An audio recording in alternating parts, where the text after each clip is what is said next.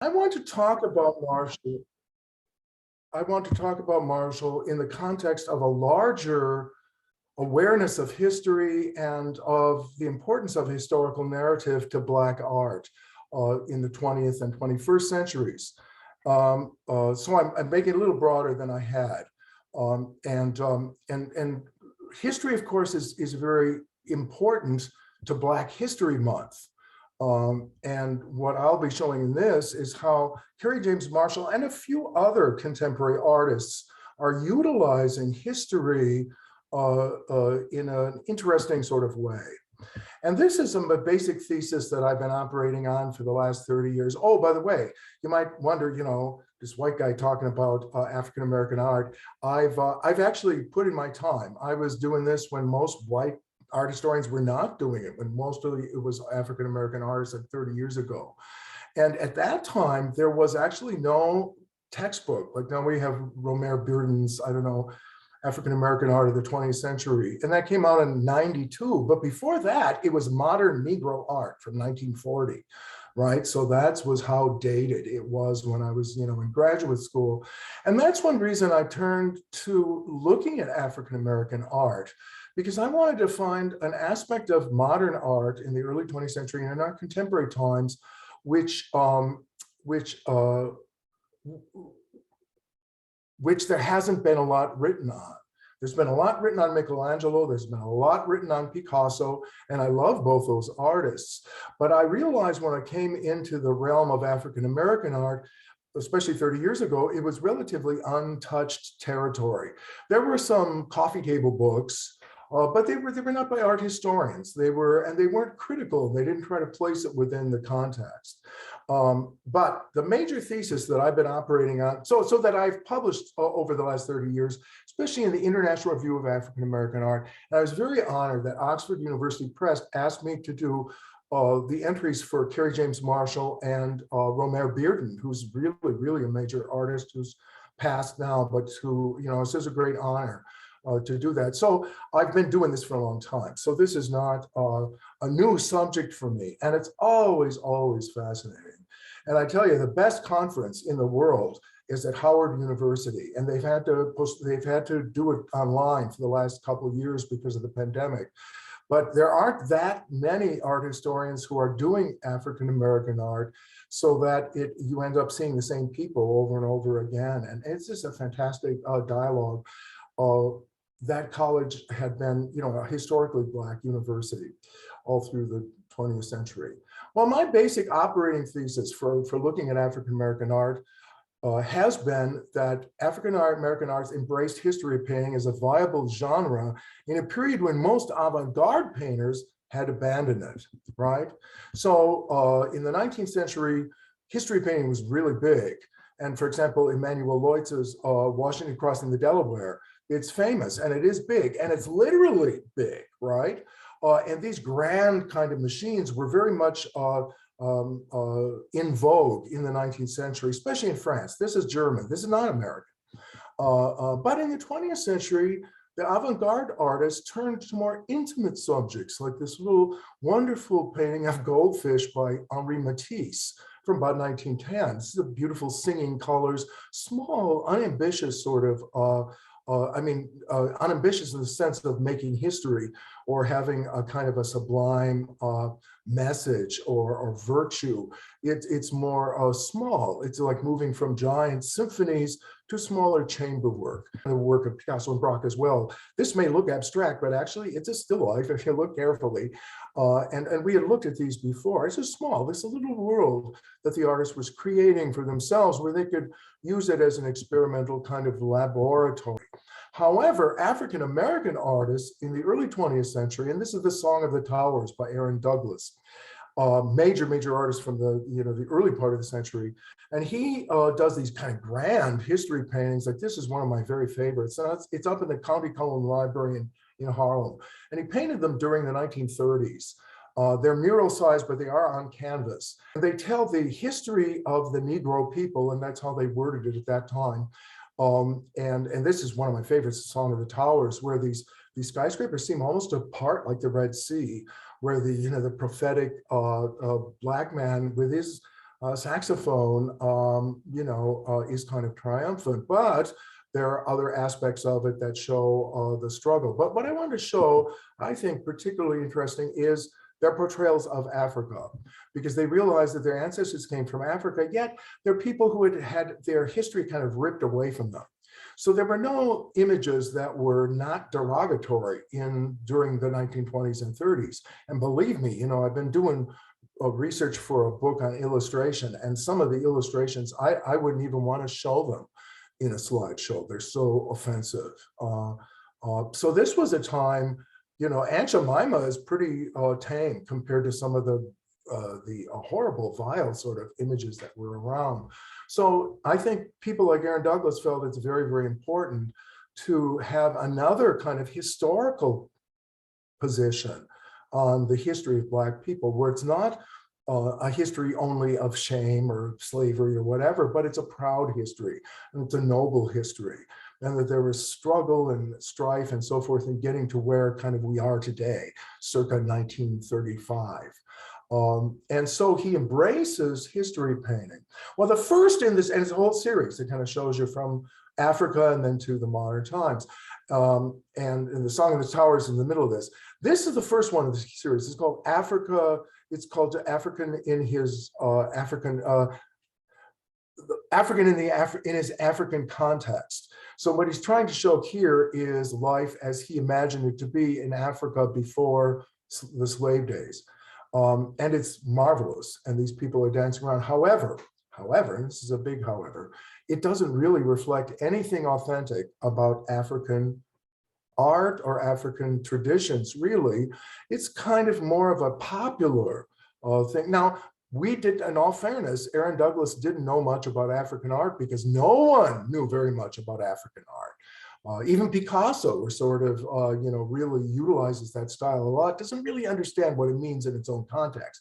And so these guys, for them, Africa became kind of a myth, a foundational myth. You see here they have like that bowling pin headdress that looks like, Upper Egypt in the ancient times. The only authentic thing I can, and I teach West African art, so I know that this is not accurate. This figure here, if you can see that in the center, is a Jonula figure, it's called, and it's supposed to represent ideal womanhood. It's not a religious sculpture or anything. It's used by the Bamana people. But I'm sure he had this as an artifact, but didn't understand its real meaning. But what he wanted to do in a larger narrative was show people reasonably happy in Africa and then being forced into slavery and then overcoming other obstacles to finally blossom at the end. So Africa is kind of a myth for Black artists, a historical foundational myth, the same way that maybe the ancient Greeks and Romans were almost mythicized by the Renaissance, looking back on that, the Italian Renaissance, not the Harlem Renaissance. Okay, so, but this is Archibald Motley Jr., also from the 30s. And I will get to Kerry James Marshall, but I just want to bear with me so I can lay kind of a foundation for the discussion. And here, I think, and this is also highly, highly inauthentic. There are no African peoples who wear bones in their nose like that I'm aware of, or they wear these kind of beads.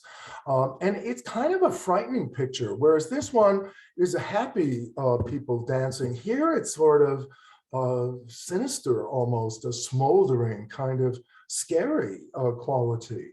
And Motley, Archibald Motley, didn't know any more about Africa than Aaron Douglas did.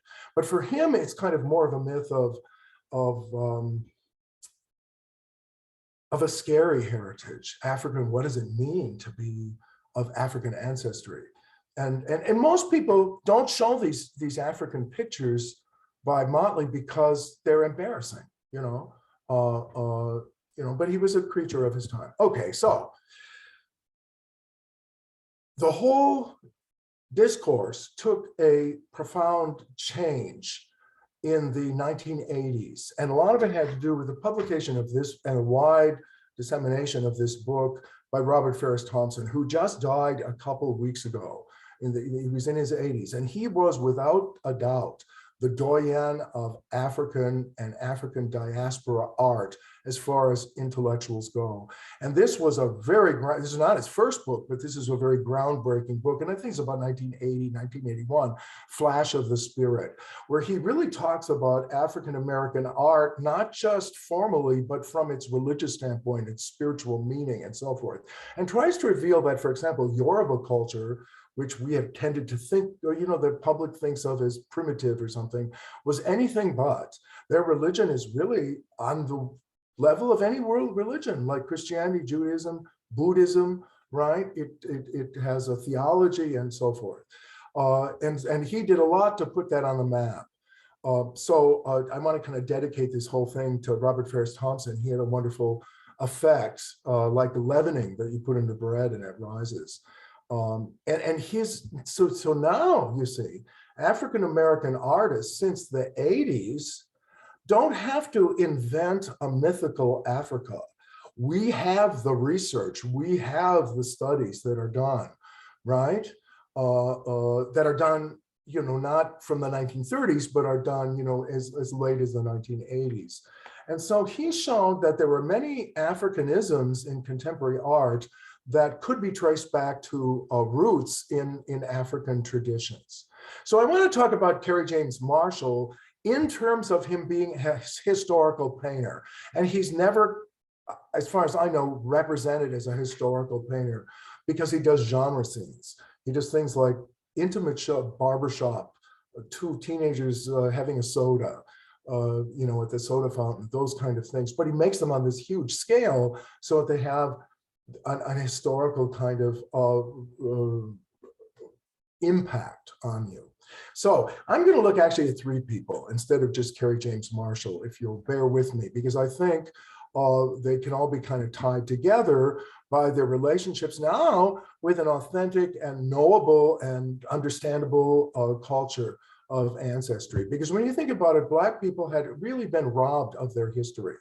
Most Black people, unless they've had, you know, some sort of DNA test, they know their ancestors from Africa, but they have no idea if they were from Congo, if they were from Yoruba, if they were from the Slave Coast, if they were from Mali, Cote d'Ivoire. They have no idea what ethnicity they were. And so that's one reason that Africa became kind of mythicized in the early 20th century artists' repertoire of styles. But now, since the 1980s, Black artists are really looking at authentic African traditions and trying to apply them. And I think one of the most interesting in them is Alison Czar. And her mother, Bet Czar, is also an interesting African-American artist, but it's Alison Czar, and especially a show that she had in the early 80s, which she called like Root Men and Magic or something like that.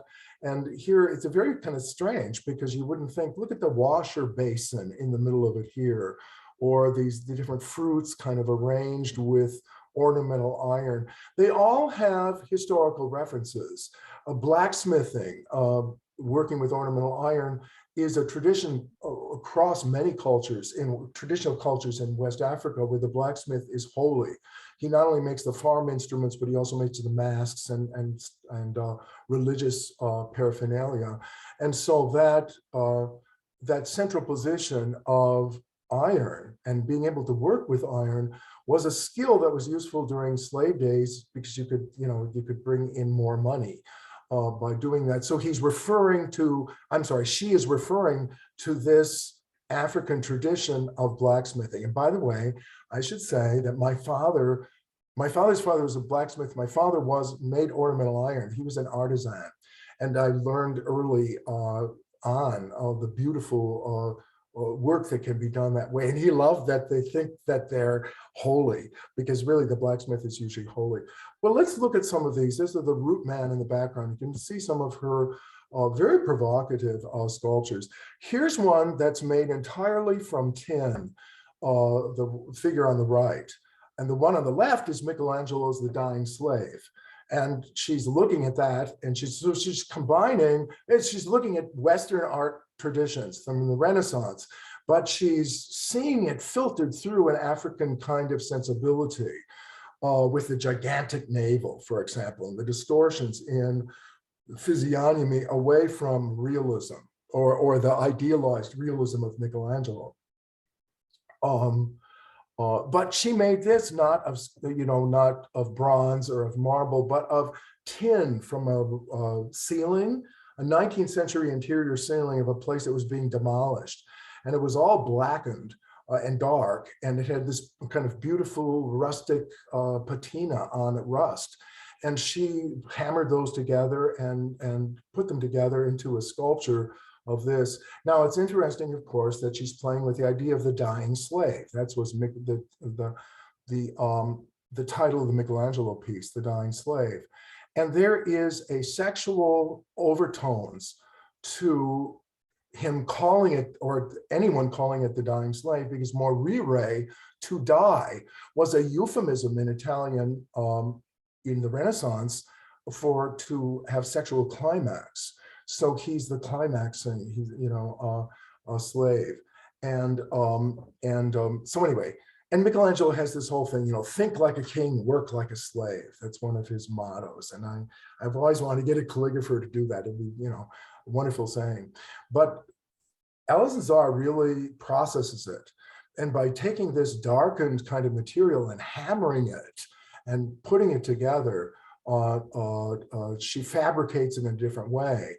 Now, one of the things that she's looking at besides the Italian Renaissance is what we used to call fetish sculptures, or power figures is what we call them now, from Congo. And they often have this enlarged kind of navel with a mirror in it. And that's supposed to be an entryway between our world and the spirit world. And mirrors and water and anything that reflects things like that are going to be a transition point between the worlds of the spirit beings and the worlds of human beings and animals on this side of the divide. And so this is a power figure. And you pound a nail in it to wake the spirit up. And they used to be called nail fetishes, but that makes it sound much more primitive than it actually is. Notice, however, that the power figure is powerful and he has a knife.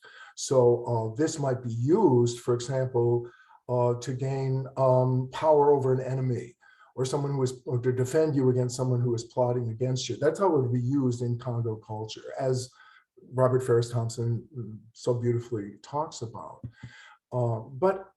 And so here we have that same sort of hole in the center, but no mirror, just a hole, and kind of like an entryway, because Vodun means the sign of the hole, or the sign of the passageway. So she's reading all this stuff about African art and then trying to translate it directly into a statement by a contemporary artist revealing a history, right?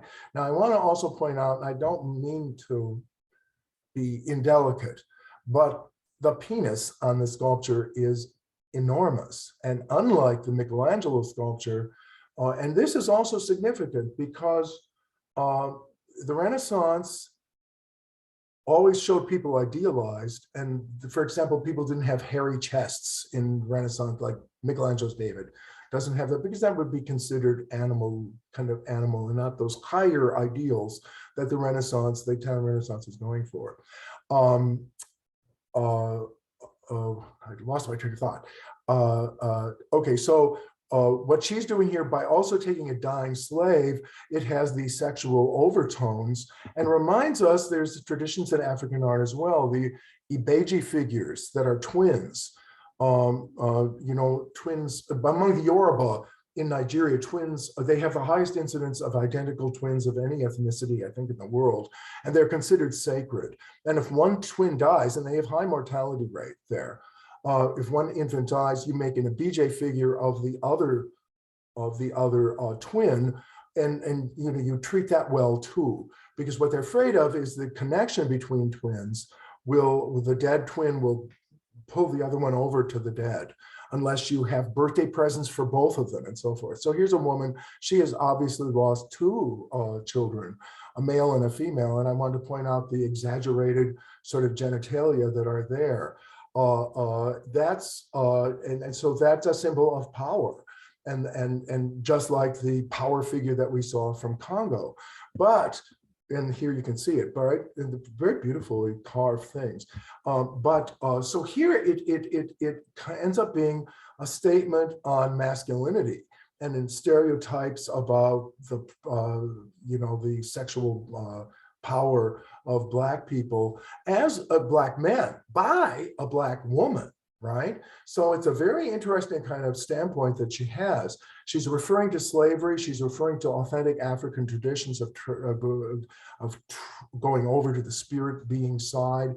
She's talking about this sort of stereotype that's the opposite of the Renaissance. And of course, the whole thing is a dying slave, so that it has that further a meaning that Michelangelo didn't have in his, because Alison Czar is actually a descendant of slaves. Anyway, it's interesting. See how it's using history that way.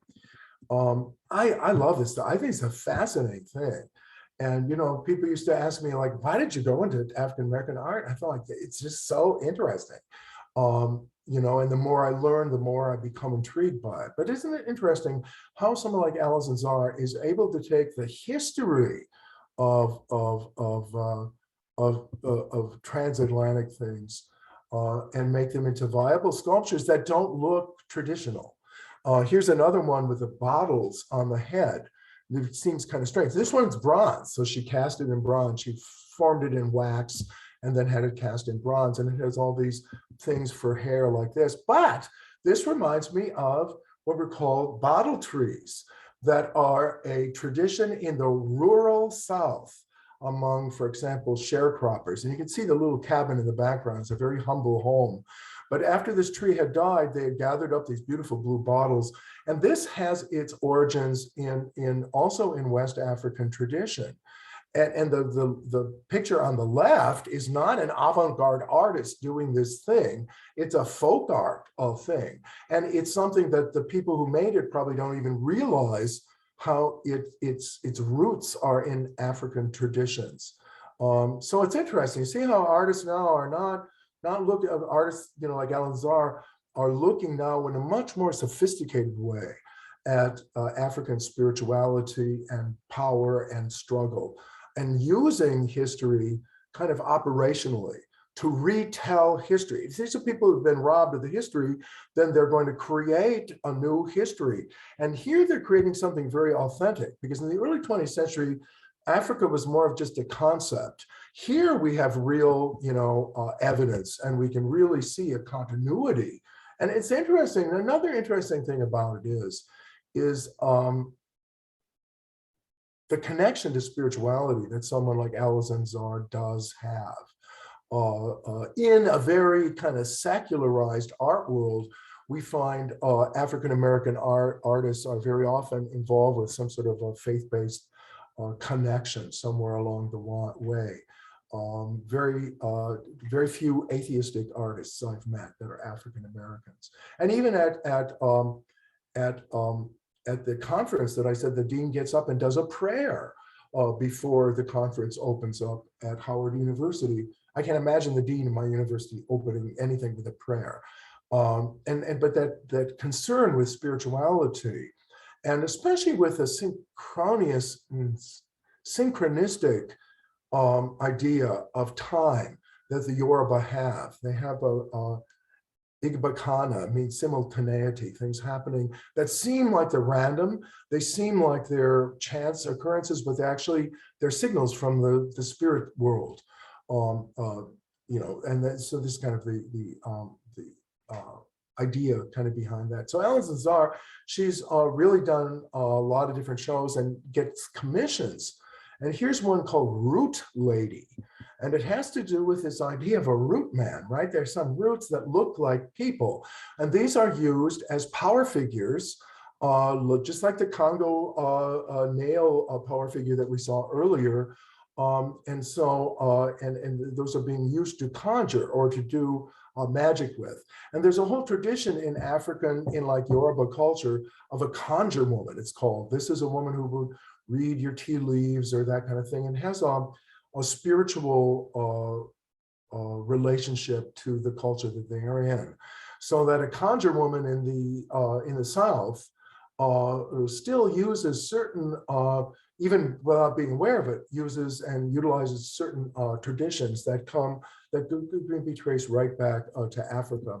So she's using this root man kind of a thing and having hair come out as you know, as this woman is holding up a basin. All of it cast in bronze, you know, because she's been successful. Bronze is a very, very expensive medium to work in. And you saw the earlier work was not in bronze, it was in tin and different things like that.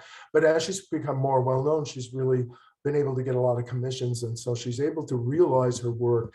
Look at this, for example, from a recent installation. It's so magical. It seems to me almost like some sort of shaman from a village-based society in West Africa could almost come up with these different figures.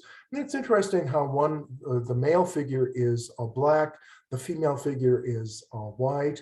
The thing in the background as well is also another sculpture. So it has this magical conjure woman kind of a thing. And I think Alison Czar is kind of the modern or the postmodern version of a conjure woman from the Deep South and ultimately from Yoruba land in Nigeria and in the Kingdom of Benin. Okay, so these are some of the roots that these people are exploring. And we will get to Kerry James Marshall, but I just got so thinking about history that I wanted to point out just two other artists as well. And this is another artist that I think utilizes history in a very different way than Alison Czar does. And his name is Fred Wilson, and that's him there. And there was a show that he did, I guess it was in the 90s, and it was called Mining the Museum. And it was at the Maryland Historical Society. And what he did is he got a grant to go into their, you know, they have this collection of objects of different sorts that are the Historical Society, you know. And he went through their things and rearranged them in provocative ways. So that when he's saying mining the museum, it's kind of like he was, you know, a coal miner going down to the basement of the museum and mining the treasures and choosing certain things and displaying them in a certain way. So it's not almost that he's fabricating things the way Alison Czar is, but he's actually, well, I'll show you, you'll see. For example, here, he has 3 pedestals of historical figures from Maryland history. And on pedestals. On the left, he has empty pedestals for African Americans that were significant, but which there were no statues of. So by juxtaposing them like that, he's showing the lacuna in the history. This is where there is no history, right? So it's a very kind of striking it's God bless the Maryland Historical Society for allowing him to do this, because it's such an unusual thing just to take objects from the museum and arrange them in provocative ways. For example, here, there's this beautiful kind of Rococo silver set, a tea set, and wine goblet as well. And then in the middle of all this very fancy stuff are the manacles that a slave, was manacled with. And the juxtaposition of those two such different things, the elegance of the silverware, of the silver vessels, and the kind of crudeness and of the kind of captivity of the slave chain. It's a very provocative thing to put next to each other. He's not actually making anything. He's just kind of putting them together. So it's the artist as a curator more than as a fabricator of actual objects. Here's another interesting one, also from the same show, also, you know, there. And this one shows these elegant, antique chairs from the 19th and even the 18th century, and then a whipping post that was actually used to beat slaves in the town square or whatever. And so by juxtaposing these kind of very fancy upper class, chairs with a whipping post, it's really, by bringing those two disparate things together, it really emphasizes the difference there. And it's just a very, very provocative arrangement of things. So see how here, he, like Alison Czar, but in a different way, is playing with history. He's diving into, and it costs mining the museum. Even the title of the show, that you're mining, that you're going down to the basement, right? But also,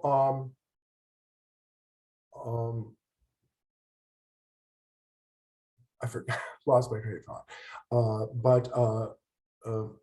Also, like mining, right? Like if you were going to make landmines in between two countries to try to blow people up if they try to cross, mining the museum is kind of like that, because there's something very, very subversive.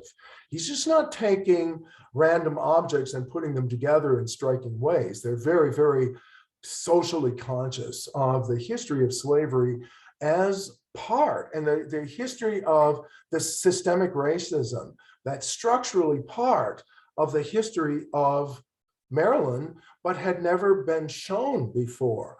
They were always shown separately, these things brought together. So it's almost like he's an alchemist, bringing together different things and giving them a new significance by bringing them together. And the whole museum was mined like this. It's just brilliant exhibition. Here's other scenes from it. This is one of those grills done by an African-American artisan, a metal worker. And he has all sorts of, here's an interesting one. Here is a face mask from, it looks like either Cote d'Ivoire or Ghana, and probably over the border into Ghana, because he uses the British flag as a blindfold and a mouth thing on this traditional mask from West Africa. And if we, especially I can't help thinking of Mali, not of Mali, but of Ghana, which is English, it was the Gold Coast in the colonial days. But here he's using the British idea of colonialism and bringing it together with this mask in a way that represents denial, right? Sit down now. The cat wants to suddenly.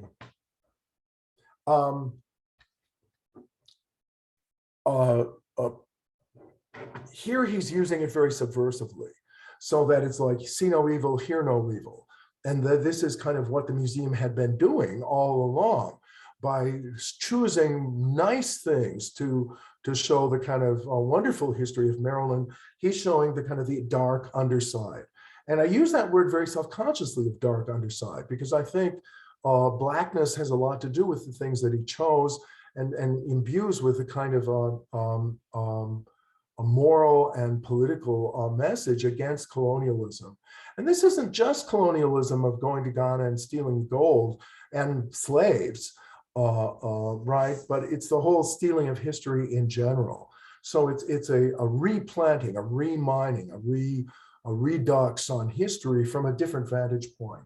Because a lot of our students too, they don't understand what history is. They think history is what happened, and you just tell what happened. Every once in a while I get a student say, everything's already been written about Picasso. And no, there's always more stuff that you can do as you begin to explore it more.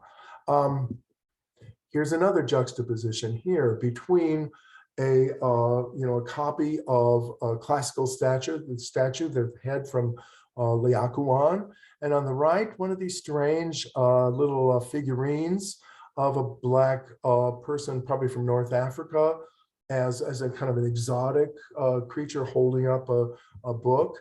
By putting them next to each other, you really see this one Greco-Roman heritage and this other heritage that's a degrading kind of depiction of look at this one as well. These little figurines that they used to sell as, I guess, novelty items, but he put these supposedly humorous little figurines right next to the real picture of a sharecropper family from the early part of the 20th century.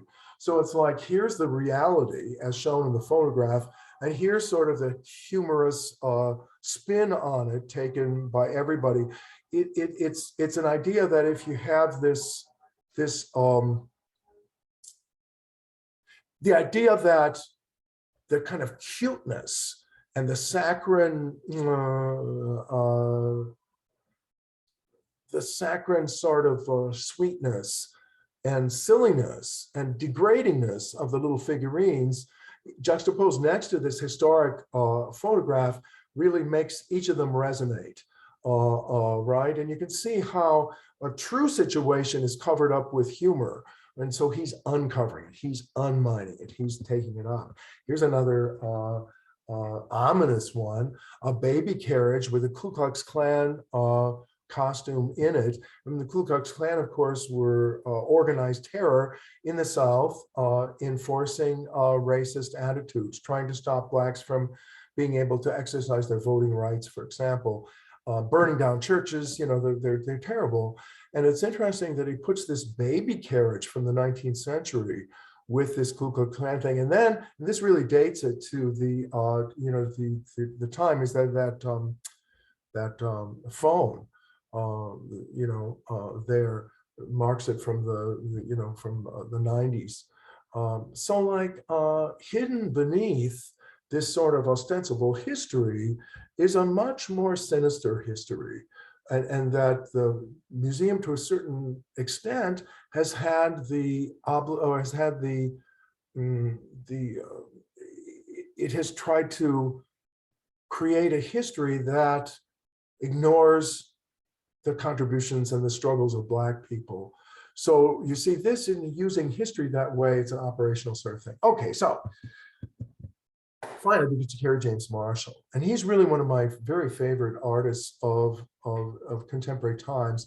And he first made a splash in the 1980s, and he had a solo show about 4 years ago at the Whitney Museum of American Art, a kind of a retrospective of his work, and he just turned 60 not all that recently, and so it was a great chance to see all of this together. There are fire engines and everything outside. It makes it hard to concentrate. I don't suppose you can hear this. But here, for example, he shows, and they're very large canvases, a very kind of idyllic situation here with the kids and the dog and so forth. And it reminds him of his youth, because what they did is during the 60s, you know, they did a lot of public housing for people as part of LBJ's, you know, war against poverty in the late 60s. And as a result of that, he was able to move into a really nice government subsidized housing project. And he said that, you know, there was beauty, that this was really nice. And that he really appreciated it. And there was a real kind of little community that was there, even though nowadays, you know, people talk about a housing project, it sounds like a bad place, a dangerous place. But he said it was really an upgrade for him, and he really enjoyed the kind of this part of his life. And this is kind of idealization of a childhood spent there, and a happy childhood, right? And he puts our town on the very top, and then does different strange things like hurling paint at the canvas over here, and yet using a realistic techniques in other ways. But look at some of the beams of the sun sort of rise. So giving it an idealized version of our town. Our town is kind of an idealized community. Now,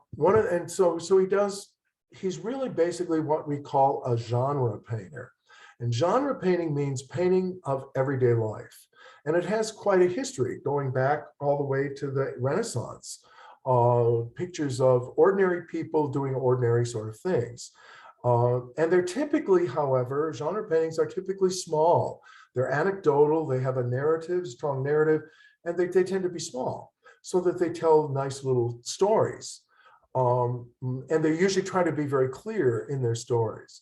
But by him taking these kind of everyday genre scenes like this 4th of July picnic, I guess, a barbecue in the backyard that he remembers as a child, and they have the American flag and everything, and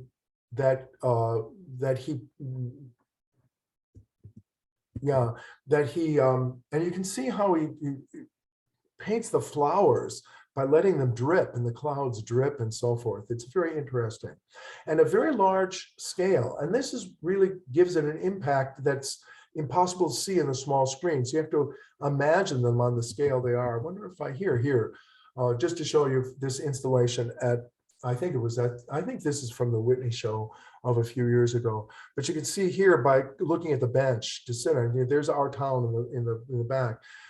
They're really very large. So they're on the scale of historic history painting. But instead of Washington crossing the Delaware, Napoleon crossing the Alps, or some heroic moment from history, he takes everyday simple pleasures that are part of a personal history for people and blows them up on that scale, because he feels that these little episodes and genres are dramas, and that he really changes kind of the definition of genre painting by putting them on the scale, but also I think enters the realm of history painting. And just like, Loitz's, Washington crossing the Delaware, only, so it has this wonderful quality. And there's so many things that just, they conjure up from his boyhood, for example, the whole idea of, the tent in the backyard, so they're not going way off to camp, but they have a lantern, maybe play cards or, tell ghost stories or whatever, those kind of wonderful moments that he remembers from his boyhood. And he recreates them very, very nicely to create a sense of contentment. And isn't it interesting to have all these kind of bubbles and this sheet that's around the tree, and a bluebird, right? So these are kind of traditional things, the bluebird of happiness, and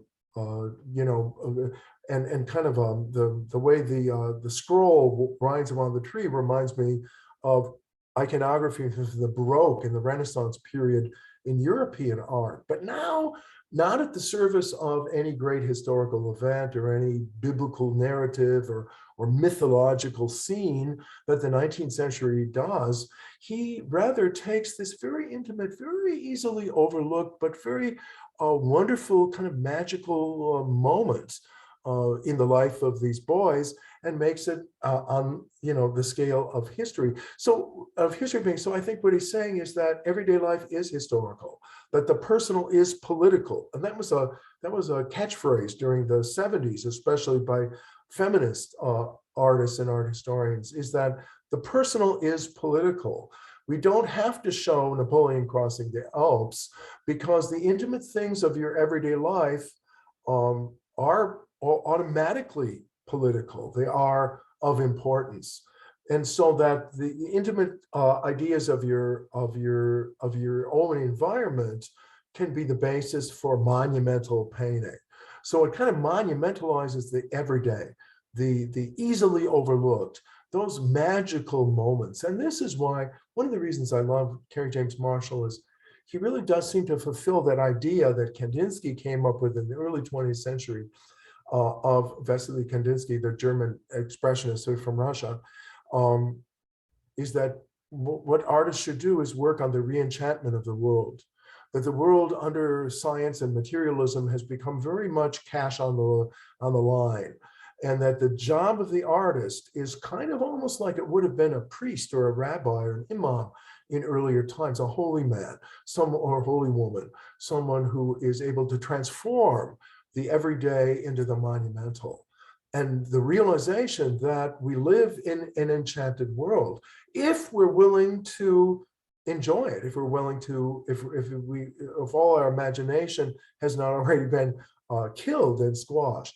And so that's why I think he takes these intimate moments of life and makes them in these wonderful dramas. Here's a Boy Scout. And it's interesting how he portrays black flesh. I mean, really, really black, like no one's skin is actually that color. And then incisors with white, just a faint traces of it against this very, very black background. But what I want to show here is that the almost heroic, almost saint-like quality that this Boy Scout takes on. And when you get a special medal or something, or you change grade or whatever as a Boy Scout, this might be a very, very important moment in the development of the boy's character. And here he suggests on a very large scale the importance of that and the holiness of that and the enchantment of having a role in society and learning things and all that sort of stuff. I think some of his most touching work um, uh, has to do with also tragedy in African American community. And this is a very large painting, a very, very moving one. And it shows these two kids. I forget the title of it, but this kid is playing in this. And here, I just want to kind of go through some of this iconography. It's very large. So here is this Cubie doll, right? And you might think, what the heck is that doing in there? Okay, background. Both of these boys were shot by stray bullets in some sort of a gang thing. They were caught in the crossfire and they died. And so here you can see September 8th, 1972, that's when this young man, his life was ended. And we even saw this a couple of weeks ago up in Harlem. There was a baby, a 1-year-old who was shot. There were these two gang guys shooting at each other, and it was a baby was in the car with the mother, and the stray bullet went, and she was hospitalized. So these are kind of tragedies that he's. So this is kind of a memorial painting. It's almost a cenograph, a kind of an homage to the deceased. The other boy also has the date of his death near here. Here it is, June 21st, 1981, it looks like.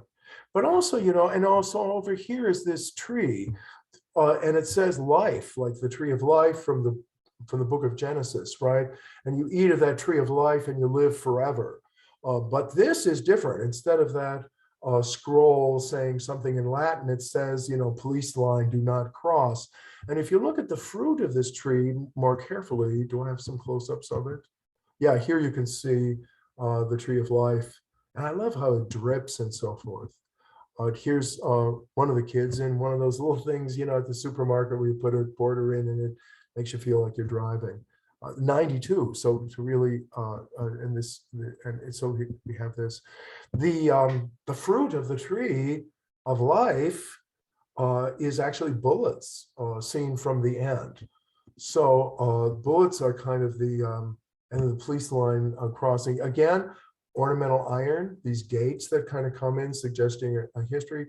And then the Cubie doll, and that seems very odd to us. And you may think, how could in such an elegiac picture dedicated to the unfortunate martyrdom of these two boys through no fault of their own, just being in the wrong place at the wrong time, and suggesting the violence that these kids had to face every day. But the Cubie doll, it's interesting, again, you go back to Robert Farris Thompson's books, that when children died in the rural South, there was a tradition of putting little plastic dolls and little things like that on the grave, so that a children's grave might actually be, might have a little plastic Cubie doll on it. And that's exactly what this is. And it has flowers there, lilies, which are symbols, of death. So, he's not making any sort of wry comment on commercialism or anything like that. He doesn't have that kind of pop art, postmodern, what do you call it, sense of irony. You're tempted to see it that way at first. This is a little piece of kitsch. But then you realize that it really has a function in traditional society in the South, and that this also are characteristics that go back to Yoruba tradition in West Africa of placing children's toys on graves as a way of commemorating and keeping them happy in the afterlife. So, he really says he hates the whole idea of postmodern irony. He hates the idea of, everything's got to be some Andy Warhol jibe on or criticism of consumer society. That's not what he's doing here. He's not talking about the vulgarity of Cubie dolls. He's using it very, I think, movingly for such a little silly plastic thing, but that it's like the centerpiece of this homage to these boys whose life was cut short through no fault of their own. They're just very moving. Here's another one. This one is small, and he uses a very, very old board so that you can see there's cracks. For example, this is an actual crack in the wood. And I think the woods were taken from doors, from construction sites that had, demolished buildings kind of thing. And that gives it that patina. But here too, it's this young man who was shot. And he was shot 3 times in the head. One here, one over here, and there's a third one right in the eye. And so he makes them as these stars, and he creates this golden halo around the figure as if they're martyrs or saints in that sort of way. The wounds, like the wounds of Christ in some Renaissance or medieval painting that seem like rubies. Here, these holes are transformed into these glistening kind of diamonds. And the whole thing, especially with the small scale of it and the very, very old and warped wood that's on it, adds to its overall character. It almost seems like an icon, right? The way Russian Orthodox would have icons to martyred saints from the past. This is that kind of elegiac piece. Now this is one of my very favorites as well. This is a huge painting. Do I have a? No, okay. So here it is. So it's the barbershop. Barbershop is a very important community gathering place, especially for Black males in the community. And there's a lot of people that are just they're not really there to get their hair cut. They're just there to shoot the breeze and talk about sports and be with other guys. And there's that kind of a thing about a barbershop as being kind of a cultural phenomenon in the Black community in a way that it doesn't have real parallels in the white community. And so he shows it. But now, again, making the everyday sacred. And by the way, he actually puts an actual clock up here, so you can tell, what time it is. It's in one of the kind of clock you'd have in a barber shop, but now glued in. And these guys have kind of weird hairdos. But I want to show you a close-up here of this detail. And this is interesting. Behind him is Muhammad Ali, a picture of Muhammad Ali. So again, we're talking about history. We're talking about his own childhood. But I think what's interesting here is the barber has a halo. And that's real gold leaf. That is, gold is very soft. If you pound it down into tissue paper thickness, it can be, no, I don't want you playing with that.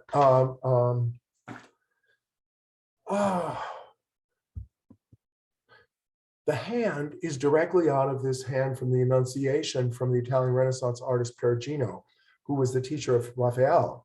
And you see, it's this idea of grace. Hail Mary, full of grace. It's just a very graceful kind of a thing. But here, the hand is on the barber, not on Mary, not on a great saint, but on the barber. But the barber is kind of a saint because he's been hallowed by this gold and shimmering gold leaf nimbus that surrounds him. So that you can see that the barber is not just someone who cuts your hair, but he has this aura of the sacred, of the and all of that. That I don't think he's doing ironically at all. He sees the barbershop as a sacred place where Black men can come together and talk about sports or do whatever they want to. It's this kind of exclusive masculine place.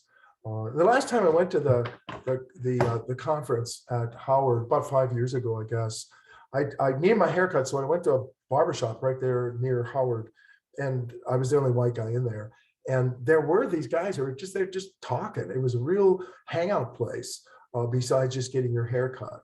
And so anyway, it's kind of a cultural icon of an everyday but yet sacred space where intimacies are shared, where there's a camaraderie, where there's a sense of unity and solidarity.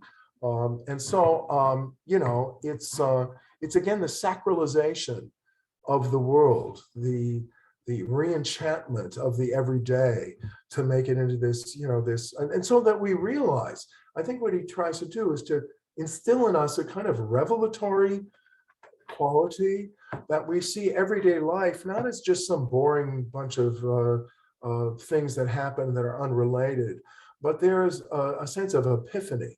There's a sense of revelation.